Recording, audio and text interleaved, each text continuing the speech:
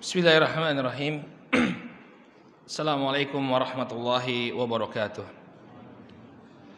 Innal hamdalillah nahmaduhu wa nasta'inuhu wa nastaghfiruh wa na'udzu billahi min shururi anfusina wa min sayyiati a'malina may yahdihillahu fala mudilla lahu wa may yudlil fala hadiya lahu. Asyhadu an la ilaha illallah wahdahu la syarika lahu wa asyhadu anna Muhammadan abduhu wa rasuluh sallallahu alaihi wa ala alihi wa sahbihi wa man ittaba'a hudahu ila yaumiddin, amma ba'd. Bapak-bapak dan ibu-ibu kaum muslimin wal muslimat yang semoga dirahmati oleh Allah, alhamdulillah, puji dan syukur kita panjatkan tak henti-hentinya kepada Allah atas segala nikmat yang telah Allah Subhanahu wa taala anugerahkan kepada kita semua, terutama nikmat hidayah dan nikmat kesehatan, sehingga sampai saat ini kita masih bisa laksanakan ketaatan demi ketaatan kepada Allah Subhanahu wa taala. Kita berharap mudah-mudahan Allah Subhanahu wa taala senantiasa menganugerahkan keistiqomahan kepada kita semua. Amin ya rabbal alamin. Bapak dan Ibu rahimakumullah, pada pertemuan yang terakhir kita telah bahas tentang bagaimana masuk Islamnya Hamzah bin Abdul Muttalib, paman dari Rasul sallallahu alaihi wasallam. Demikian juga telah kita bahas cuplikan fragmen perkara-perkara yang mengantarkan Umar bin Khattab radhiyallahu taala anhu untuk masuk ke dalam Islam.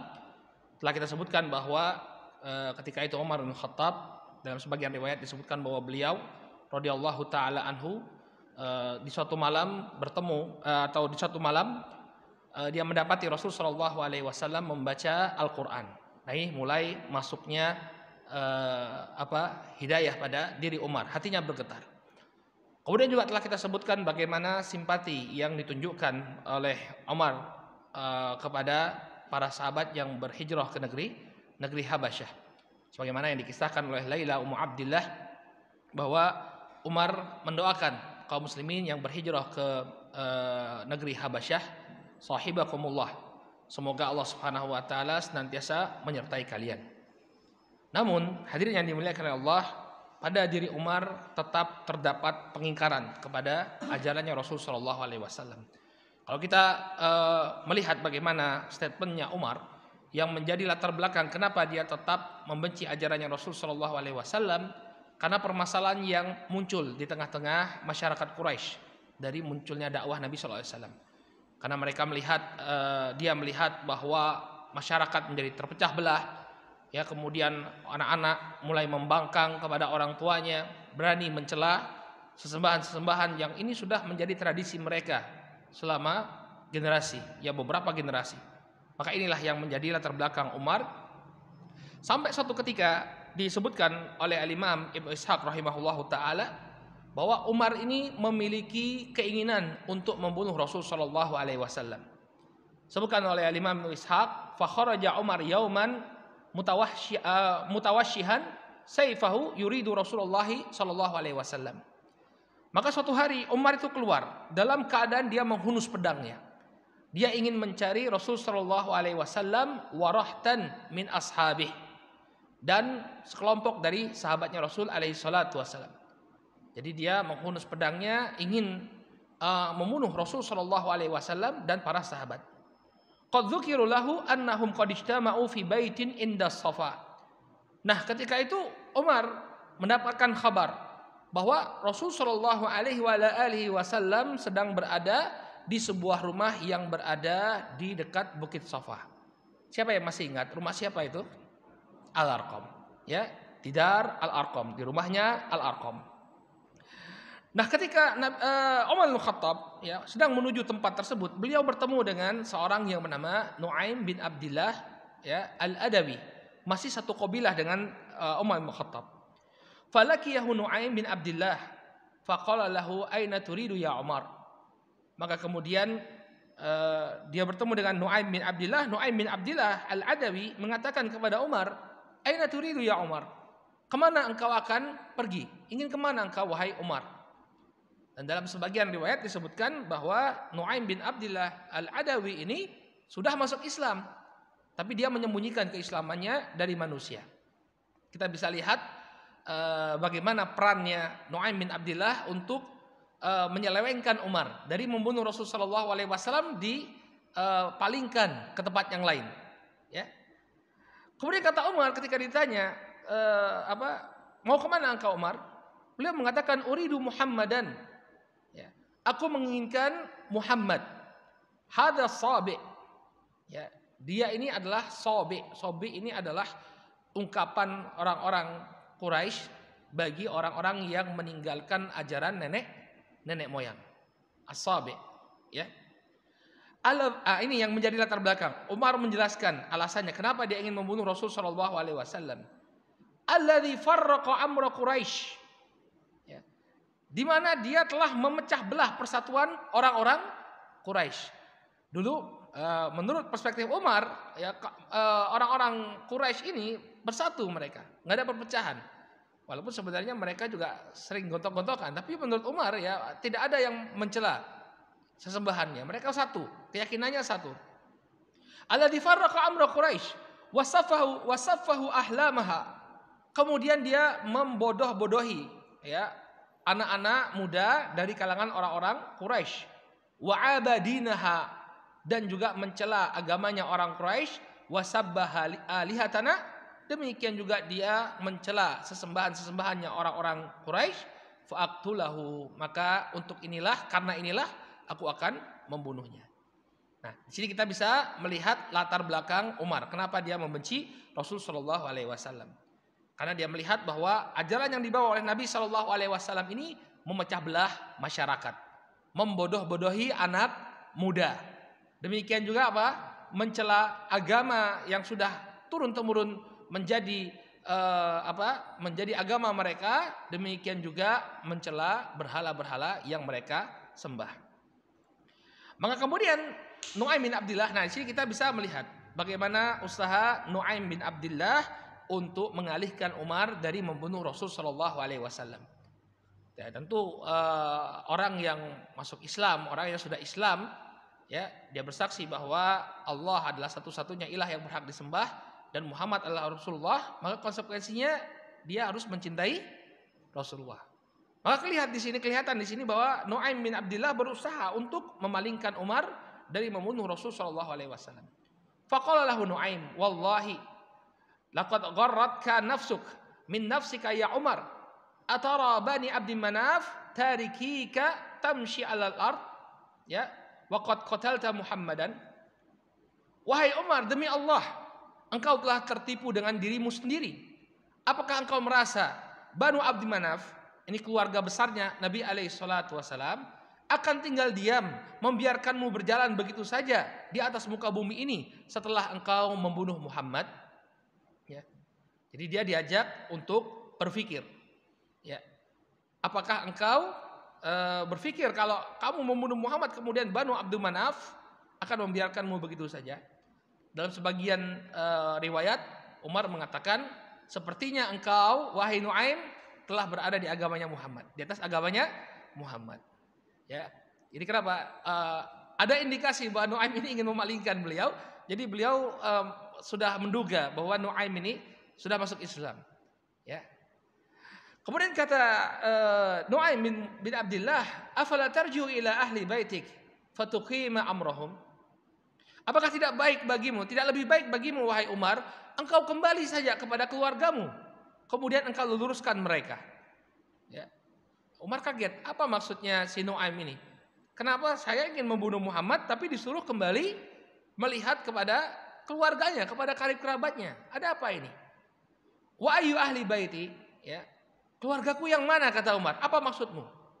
Qala hatanuk wa ibnu ammika Sa'id ibn Zaid ibn Amr wa ukhtuk Fatimah bintul Khattab faqad wallahi aslama wa taba'a Muhammadan ala dinihi fa alaika bihima. Maka kata Nu'aim bin Abdillah, ya, Khatan ini iparmu, ya, iparmu Sa'id bin Zaid, ya, bin Amr.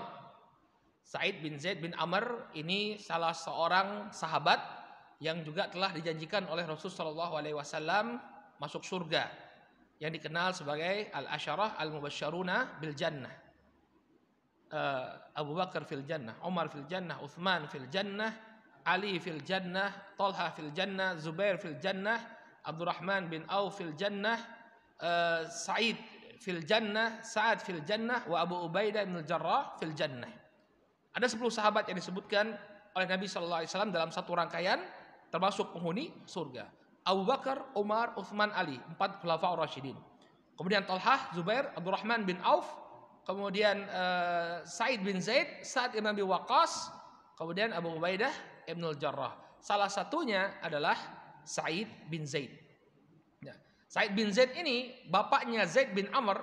Ini sebelum diutusnya Rasulullah sallallahu alaihi wasallam, dia tergolong dari orang-orang yang hanif, yang tidak mau menyembah berhala. Ya. Jadi bapaknya, yakni Zaid ibn Amr, ini dari sebelum diutusnya Nabi sallallahu alaihi wasallam, dia sudah tidak mau menyembah berhala. Nah, kemudian Sa'id bin Zaid termasuk orang yang pertama masuk Islam. Maka kemudian kata siapa? Nu'aim bin Abdillah Al-Adawi, dia mengatakan kepada Umar, coba lihat dulu, ya, iparmu Sa'id bin Zaid wa ukhtuk, dan juga saudara perempuanmu Fatimah bintul Khattab, faqad wallahi aslama. Mereka berdua telah masuk Islam. Jangan urusi Muhammad dulu, wahai Umar. Urusi adik dan adik iparmu dulu, karena mereka juga telah masuk Islam.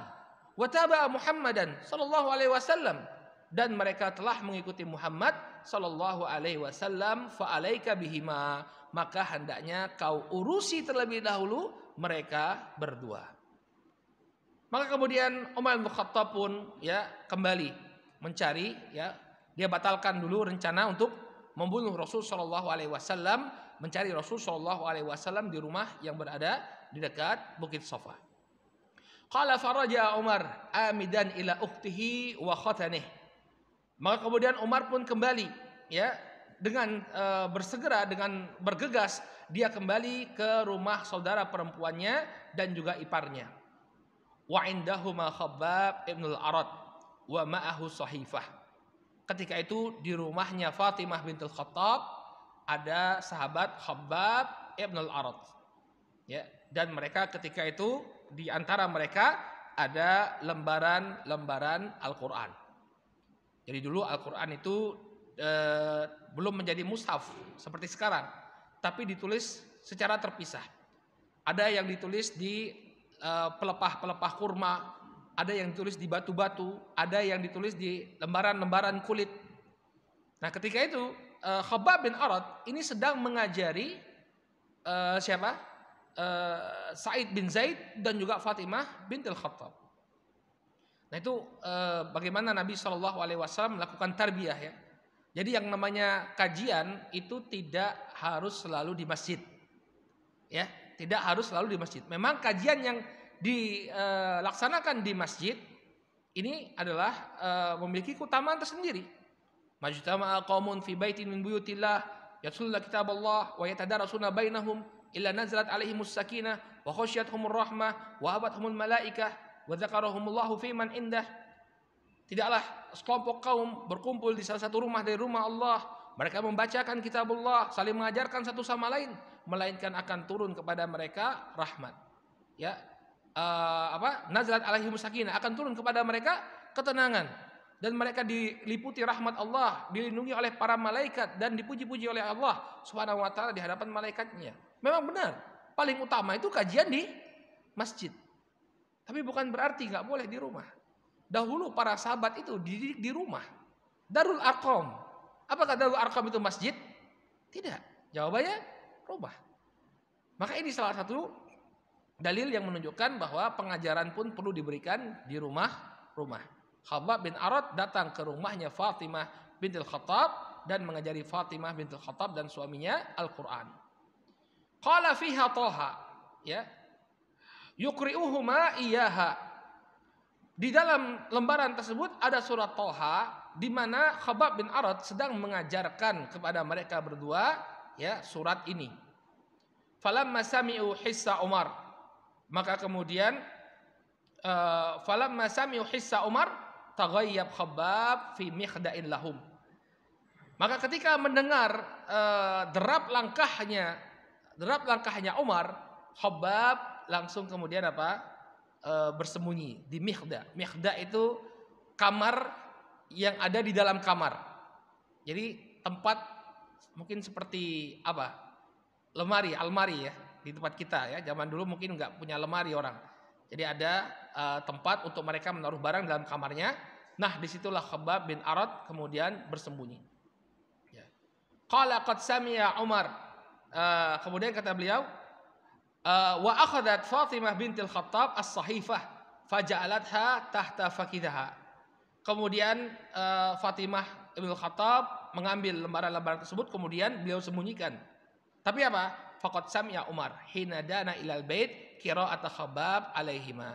Namun sudah kedahuluan didengar oleh Umar. Jadi ketika Umar mendekati rumah tersebut, dia sudah mendengar.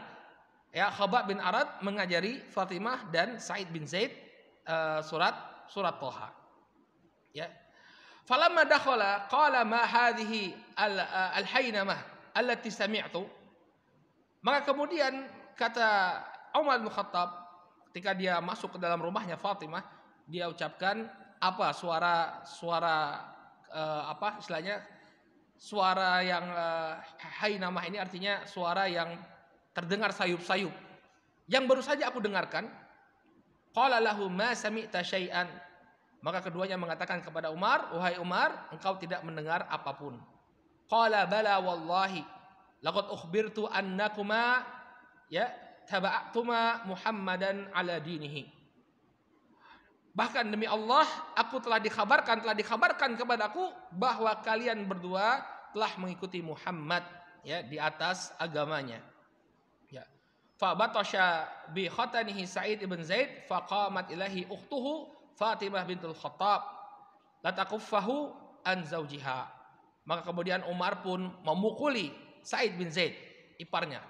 Dipukuli oleh Umar, lalu kemudian bangkitlah adiknya Fatimah bintul Khattab untuk menghentikan apa yang dilakukan oleh Umar terhadap suaminya. Fadarabaha fasajjaha. Maka kemudian Umar pun memukul sang adik dan melukainya. Ini yang membuat Umar bersalah. Jadi bagaimanapun juga seorang adik ini memiliki tempat di hati kakaknya. Ketika dia menghajar suaminya, Fatimah bangkit. Nah, ini harusnya seorang istri. Ya, dia membela sang suami. Enggak rela ketika suaminya dihajar. Ya, bangkit dia kemudian membela suaminya sampai kemudian Fatimah bintul Khattab dihajar juga oleh kakaknya. Falamma fa'ala dzalika qalat lahu ukhtuhu wa khatanuhu na'am qad aslamna wa amanna billahi wa rasulih fasna ma badalak. Maka kemudian setelah dipukuli oleh Umar justru apa? Fatimah dan Sa'id bin Zaid mengaku ya, beliau mengatakan na'am qad aslamna. Benar wahai Umar, kami telah masuk Islam wa amanna billahi wa rasulih. Dan kami pun beriman kepada Allah dan Rasulnya. Fasna ma badalak. Ya, lakukanlah apa yang kau inginkan. Maka kemudian ketika melihat darah mengucur dari wajah Fatimah, Umar merasa menyesal. Qala falamma ra'a Umar ma bi ukhtihi minad dam nadima ala masana. Maka ketika Umar melihat darah mengucur dari adiknya, dari wajah adiknya, maka dia pun menyesal dari apa yang dia lakukan. Ya. Qala fa'ir'au. Maka kemudian Umar pun mengatakan wa qala li ukhtihi, ya, dia mengatakan kepada saudara perempuannya, a'tini hadhihi as-sahifah allati sami'tukum taqra'una anifan. Datangkan kepadaku lembaran-lembaran yang telah aku dengar bahwa kalian membacanya, ya, kalian baru saja membacanya. Coba aku mau lihat lembaran-lembaran yang baru saja kalian baca tadi. Anzur ma hadzal ladzi jaa bihi Muhammad. Biarkan aku melihat apa yang dibawa oleh Muhammad alaihi salatu wassalam. Wa kana Umar katiban, dan dahulu Umar adalah seorang yang bisa menulis. Sudah kita sebutkan ya kemarin, anggapan sebagian orang yang mengatakan Umar seperti barbar, ya, tidak punya adab, kemudian preman, Bromo corah katanya. Ya, ini suatu hal yang perlu diluruskan. Tidak seperti itu. Umar adalah orang yang intelek. Dia bisa menulis. Dan jarang sekali orang bisa menulis di masa di masa itu. Dan dia bisa membaca. Falamma qala dzalika qalat lahu ukhtu inna nakhsyaka 'alaiha. Ya. Ketika Umar meminta untuk didatangkan lembaran-lembaran Al-Qur'an tadi, lembaran surat Thaha tadi, kata adiknya, sesungguhnya kami mengkhawatirkan engkau terhadap lembaran-lembaran ini. Maksudnya kami khawatir nanti engkau rusak, engkau lecehkan, engkau injak-injak, ya. Maka kemudian kata Umar, la takhafi. Wa halafa laha bi alihatihi liyaruddannaha idza qara'aha ilaiha. Kemudian dia pun bersumpah, ya, kepada adiknya dengan menyebut sesembahan-sesembahannya bahwa dia pasti akan mengembalikan lembaran-lembaran tersebut setelah dia bacakan. Falamma qala dzalika ya tami'at fi islamihi faqalat lahu ya akhi innaka najisun ala syirkik wa innahu la yamassuha illa tahir. Maka setelah Umar bersumpah demi Allah, ya, demi sesembahan-sesembahannya bahwa dia akan mengembalikan lembaran-lembaran tadi setelah dia baca, maka kemudian Fatimah, ya, sangat berharap dengan membaca lembaran ini kakaknya bisa masuk Islam. Ya, dia sangat berharap dengan membaca lembaran ini kakaknya bisa masuk Islam. Namun kemudian dia mengatakan kepada Umar, ya akhi innaka najisun ala syirkik. Sesungguhnya engkau najis di atas kesyirikanmu. Wa innahu la yamassuha illa tahir. Adapun lembaran-lembaran ini tidak boleh disentuh melainkan oleh orang yang telah bersuci. Maka kemudian Umar pun mandi. Faqama Umar faghtasal. Maka Umar pun kemudian bangkit lalu dia mandi. Fa'atathu as-sahifah. Maka kemudian Fatimah pun memberikan lembaran-lembaran tersebut. Wa fiha Thaha faqara'aha. Maka di dalam lembaran tersebut, ya, dia membaca surat Thaha. Surat Thaha dia baca sampai beberapa ayat. Dalam sebagian riwayat disebutkan bahwa Umar membaca lafaz basmalah. Ya, bismillahirrahmanirrahim.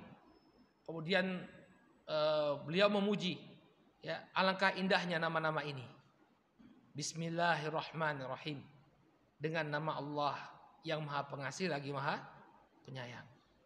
Kemudian dia pun membaca surat Thaha sampai kemudian qala ma ahsana hadzal kalam wa akramah. Setelah dia membaca surat Thaha, dia memuji apa yang baru saja dia baca. Demikian indah dan demikian mulianya ucapan yang aku baca ini. Falamma sami'a dzalika Khabbab kharaja ilaih. Maka ketika keluar pujian dari lisannya Umar, Khabbab ibn al-Arad keluar dari persembunyiannya. Jadi sudah mendengar ada perubahan. Ya, ternyata Umar kemudian memuji ayat-ayat yang baru saja dia baca. Faqala lahu ya Umar. Maka kemudian Khabbab mengatakan kepada Umar, wahai Umar, wallahi inni la arju ay yakuna Allahu qad khassaka bi da'wati nabiyhi fa inni sami'tuhu amsi wa huwa yaqul Allahumma ayyidil Islam bi Abil Hakam ibn Hisham atau bi Umar bin Khattab. Wahai Umar, demi Allah, sesungguhnya aku sangat berharap bahwa Allah Subhanahu wa taala menjadikan dirimu sesuai dengan apa yang didoakan oleh Rasul sallallahu alaihi wasallam sebagaimana yang aku dengar tempo hari dari lisan beliau alaihi salatu wasallam. Beliau mengatakan Allahumma ayyidil Islam bi Abil Hakam ibn Hisham atau bi Umar bin Khattab. Ya Allah, bantulah Islam dengan Abu Jahal, yakni dengan Abul Hakam ibn Hisham. Abul Hakam ibn Hisham ini adalah nama asli dari Abu Jahal. Namanya Abul Hakam. Al-Hakam artinya yang bijaksana, ya. Namun karena dia menolak Islam, maka diubah namanya menjadi Abu Jahal. Ya, kemudian Nabi SAW mendoakan, ya Allah, tolonglah Islam dengan salah satu dari kedua orang ini, yakni Abul Hakam ibn Hisham dan Umar ibn Khattab. Fallahu Allah ya Umar. Faqala lahu inda dzalika Umar fadullani ya Khabbab ala Muhammadin hatta atihi fa uslim. Maka Allah wahai Umar, ya. Maksudnya di sini Khabbab ingin mengatakan kepada Umar, Wujudkanlah apa yang didoakan oleh Nabi sallallahu alaihi wasallam ini, Umar. Nabi sallallahu alaihi wasallam telah mendoakanmu, ya, agar Allah menolong agama ini dengan keberadaanmu. Maka wujudkanlah wahai Umar. Maka kemudian Umar Al-Khattab radhiyallahu anhu mengatakan kepada Khabbab, ya, dullani ya Khabbab ala Muhammadin hatta atiyahu fa uslim. Maka tunjukkanlah kepadaku di mana Muhammad wahai Khabbab agar aku bisa mendatanginya dan berislam di hadapannya. La ilaha illallah. Betapa cepat, ya, perubahan dari Umar bin Khattab. Datang menghunus pedang, ingin membunuh Rasul sallallahu alaihi wasallam, kemudian berubah, dia ingin menemui Rasul sallallahu alaihi wasallam bukan untuk membunuh beliau, namun untuk mengikrarkan keislamannya. Maka kemudian sebagaimana kita sebutkan di awal kisah bahwa Rasul sallallahu alaihi wasallam sedang berada di dekat Bukit Safa di Darul Arqam. Maka datanglah Umar ketika itu dalam keadaan pedangnya sudah tersarung. Tapi dilihat oleh para sahabat yang berada di dalam rumah, kelihatan Umar sedang menyandang pedangnya. Kemudian datang Umar ke rumahnya Al-Arqam. Ya, ketika itu Rasul sallallahu alaihi wasallam bersama para sahabat dan di tengah-tengah mereka ada Hamzah bin Abdul Muttalib yang 3 hari sebelumnya sudah masuk Islam terlebih dahulu. Maka kemudian Hamzah bertanya kepada para sahabat, ada apa? Ya, apa yang kalian lihat? Maka kemudian Umar datang, kata mereka. Jadi Umar datang. Lalu Hamzah mengatakan kepada para sahabat, iftahu lahul bab, fa in kana jaa yuridu khairan badalnahu lahu. Buka saja pintunya. Kalau Umar menginginkan kebaikan, maka kita akan berikan kebaikan untuknya. Wa in kana jaa yuridu syarran qatalnahu bisayfihi. Namun apabila dia menginginkan keburukan, maka kita akan bunuh dia dengan pedangnya sendiri. Hamzah bin Abdul Muttalib. Ya, sebagaimana kita sebutkan kemarin, sosok yang demikian kuat, ya, jagoannya Quraisy. Kemana-mana beliau radhiyallahu anhu selalu membawa busur panahnya. Buka saja pintunya. Dengan keberanian dia katakan kepada para sahabat, buka saja pintunya. Kalau memang Umar itu menginginkan kebaikan, maka kita akan berikan. Tapi kalau dia menginginkan keburukan, kita akan bunuh dia dengan pedangnya. Maka kemudian Umar pun datang masuk ke dalam rumah, dia bertemu dengan Rasul sallallahu alaihi wasallam. Ya. Ama anta muntahiyan ya Umar? Kapankah engkau akan berhenti dari kekufuranmu wahai Umar? Hatta yunzilallahu bika minal hizyi wan nakali ma nazala bil Walid ibn Mughirah. Apakah engkau harus menunggu turunnya kehinaan dan bencana atas dirimu sebagaimana yang terjadi pada Al-Walid ibn Mughirah? Allahumma hadza Umar bin Khattab, Allahumma aizal Islam bi Umar bin Khattab. Maka kemudian Rasulullah SAW mengatakan, ya Allah, ini adalah Umar bin Khattab. Ya Allah, muliakanlah Islam dengan keberadaan Umar bin Khattab. Maka kemudian Umar bin Khattab mengatakan, asyhadu an la ilaha illallah wa annaka Rasulullah.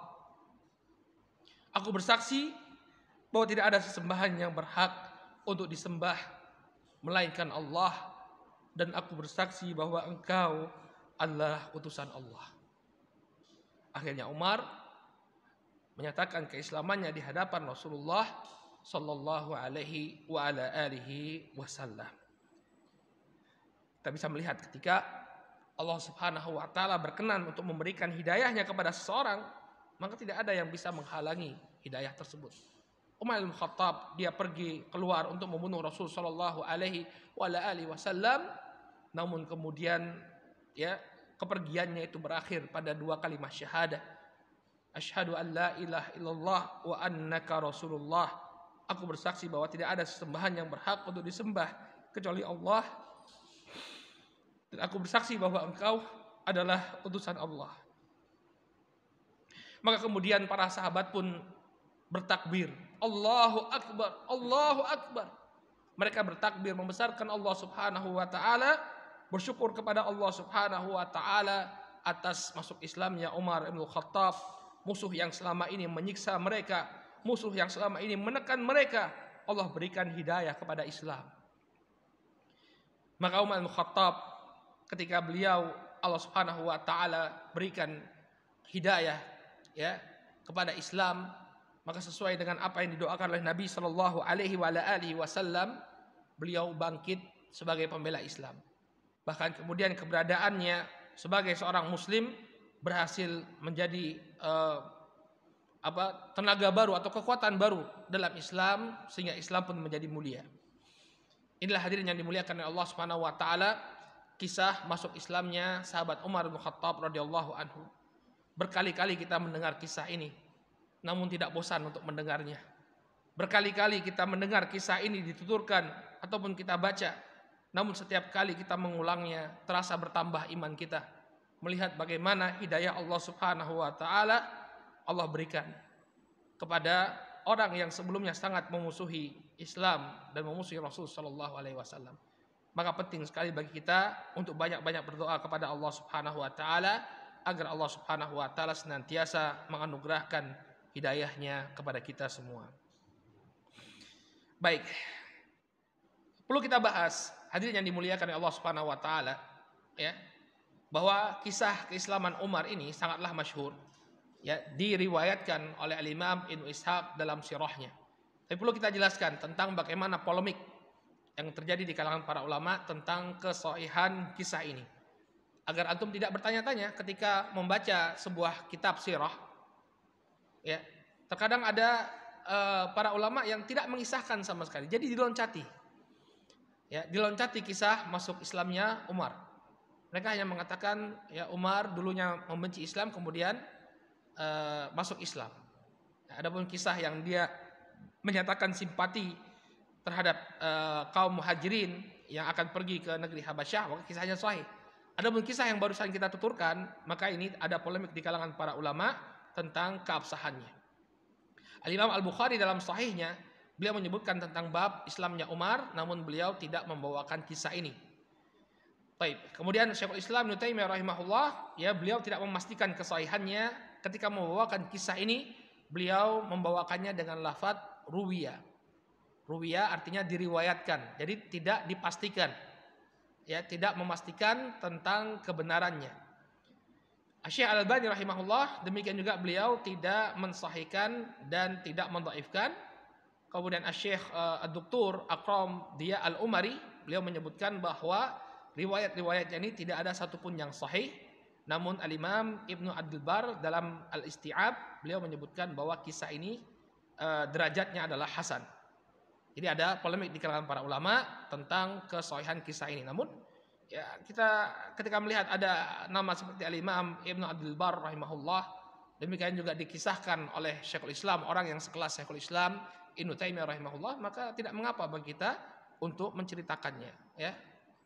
Apalagi ketika membaca kitab Ashabur Rasul karya Syekh Mahmud Al-Misri, ketika beliau berbicara tentang masuk Islamnya Umar, ya, beliau menyatakan dalam catatan kakinya ada sebuah noktah dalam Sahih Al-Bukhari yang mengindikasikan kebenaran kisah ini.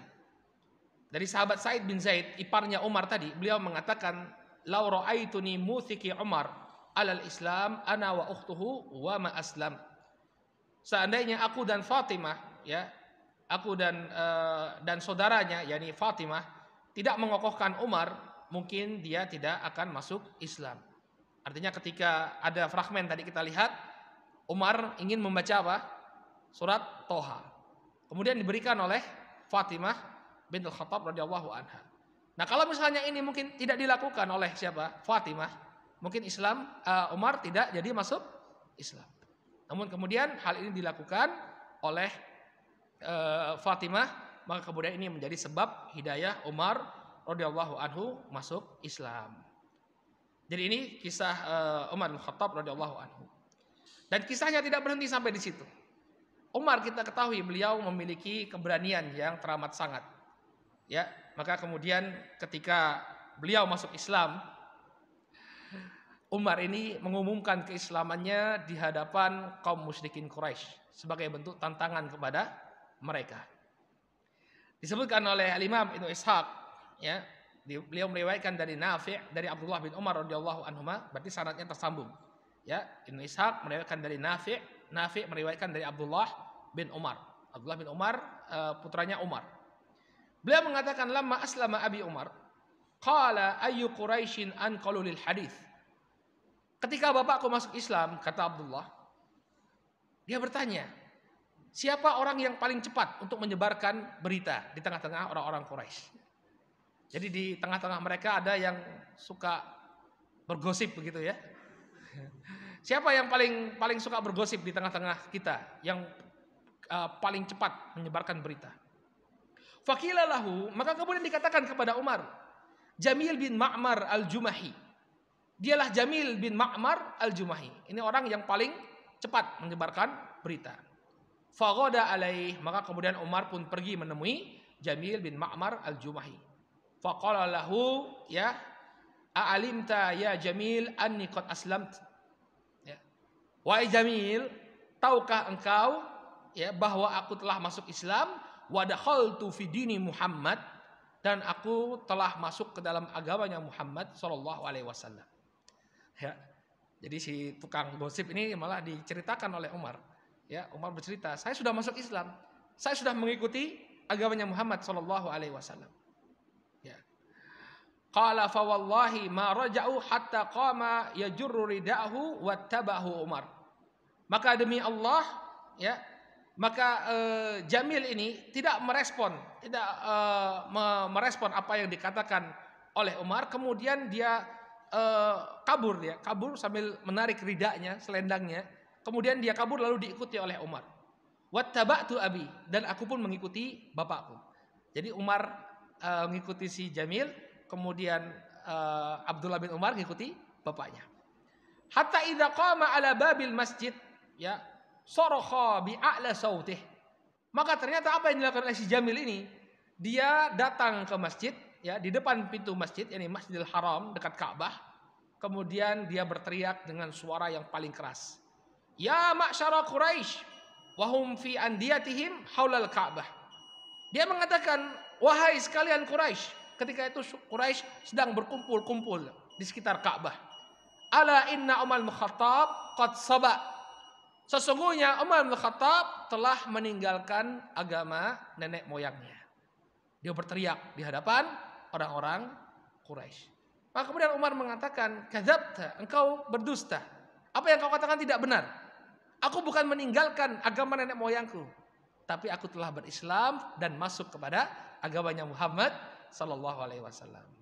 Kira-kira apa yang terjadi pada diri Umar ketika itu? Ada yang bisa menebak apa yang dilakukan oleh orang-orang Quraisy?